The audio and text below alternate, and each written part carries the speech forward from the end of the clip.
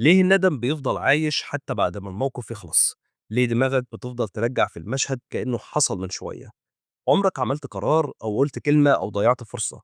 الموضوع خلص وعدى، بس جواك لسه شغال ندم.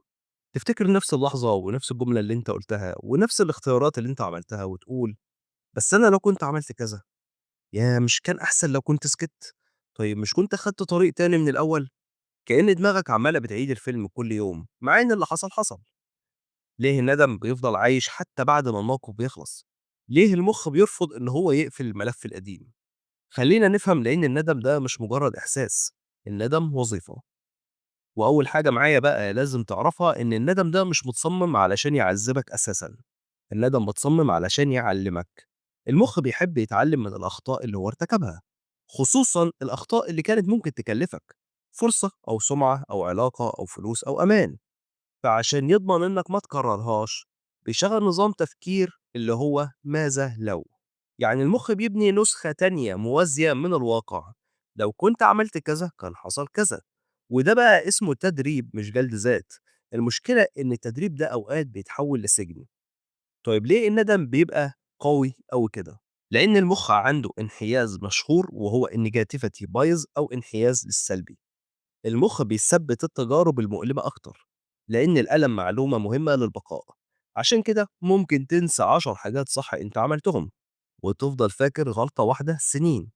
في سبب تاني أعمق شوية، يعني القرار حصل بس بداخلك أنت لسه مش متصالح، وده مرتبط بظاهرة اسمها زيجارنيك إفكت، تأثير الملفات المفتوحة.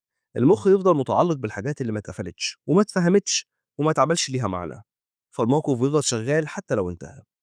سبب نفسي إن الندم بقى ساعات مش على اللي حصل، الندم على صورتك اللي اتجرحت. يعني أنت مش موجوع من القرار بس، موجوع لأنك حسيت إنك غلطت وضعفت وقصرت وما كنتش زي ما أنت حابب تتخيل نفسك.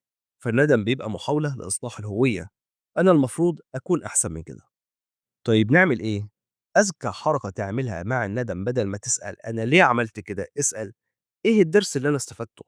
وحُط للدماغ نهاية واضحة، جملة واحدة بس، الموقف خلاص خلص واتعلمت منه كذا وكذا، والخطوة الجاية إن شاء الله كذا وكذا. ليه ده مهم؟ لأن المخ ساعتها بيهدى وبيحس إن في خلاصة وفي نهاية. الندم يطوّل لمّا ما يكونش فيه خلاصات. والسؤال الأخير اللي يفضل معاك، هل الندم بيطاردك علشان يعاقبك والّا عشان مخك مش لاقي طريقة يقفل بيها الملف؟ لو عجبتك الحلقة ما تنساش تعمل لايك وسبسكرايب للقناة، ونشوفك الحلقة الجاية.